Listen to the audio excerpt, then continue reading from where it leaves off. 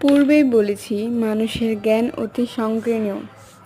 ক্রমান্বয়ে নতুন নতুন জ্ঞানভার খুলে যাচ্ছে, আর পুরনো জ্ঞানের অসম্পূর্ণতা চোখে পড়ছে। ইতিহাস, বিজ্ঞান, কাব্য, দর্শন, রাজনীতি, ধর্মনীতি, ব্যবহারিক জ্ঞান, কলা, বিদ্য প্রভৃতি সমুদ্রয় ক্ষেত্রেই এত অধিক দৃষ্টান্ত বর্তমান যে তার উদাহরণ দেওয়া বাহুল্য মাত্র। এর থেকে বোঝা যায়, আজ যেটি সত্য এবং নির্ভুল মনে হচ্ছে, ভবিষ্যতে সেটি হয়তো মিথ্যা অথবা আংশিক সত্য বলে প্রমাণিত হতে পারে। এজন্য আমরা আজকাল যে আদর্শ ধরে চলছি, তা নিয়ে অতিরিক্ত উল্লাসের সাথে আফালন্দন করতে পারিনি। যেহেতু আমাদের আজকার অহংকার কালকার দিনও লজ্জায় পরিণত হতে পারে। মানুষের প্রকৃত যে জ্ঞান, তা ইন্দ্রিয়ের দ্বার দিয়ে অর্থাৎ অভিজ্ঞতার ভিতর দিয়েই আসে। শিশুকে আগুনের শিখা, ছুরির ধার, মরিচের ঝাল এসব থেকে বাঁচিয়ে রাখা যায় না। যদি তা পারা যেত, তবে বোধ হয় সে চিরকাল শিশুই থাকত।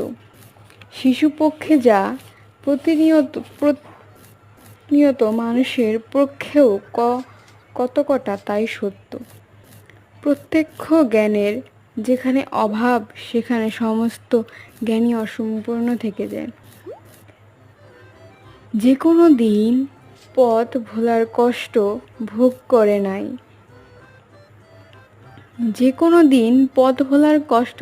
করে নাই, সে কখনো ঠিক পথে চলার আনন্দ উপভোগ করতে পারে না।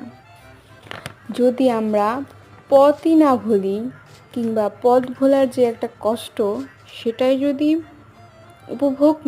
ভোগ না করি, তবে ঠিক পথে চলার আনন্দটা উপভোগ করতে পারবো না। মানে এখানে বোঝানো হয়েছে, পথ ভোলার কষ্ট, পথ যদি আমরা জীবনে নাই ভুলি, তাহলে আর সঠিক পথে চলার আনন্দ কিভাবে উপভোগ করব? যে কোনো দিন পানিতে পড়ে হাবুডুবু না খেয়েছে, সে কখনো নিরাপদে নৌকায় চড়ার সুখ ভালো করে বুঝতে পারে না।